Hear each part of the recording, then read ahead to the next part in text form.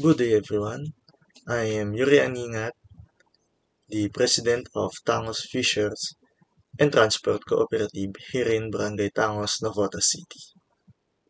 We created this cooperative to support the hardworking people of our community, especially the fishermen, fish processors, and local drivers.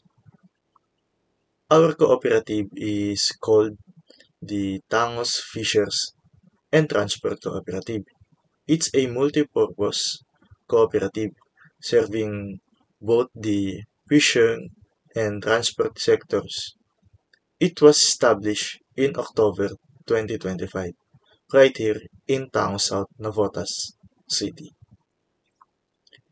Our mission is to give better income, support, and services to our local fishers and drivers. Our vision is a strong, united community with stable jobs and better lives. Our goals are to offer fair prices and equipment for fishers, provide support and training to members, and lastly, to help our members save and grow their money. We will offer these low interest loans for buying fishing tools and tricycles.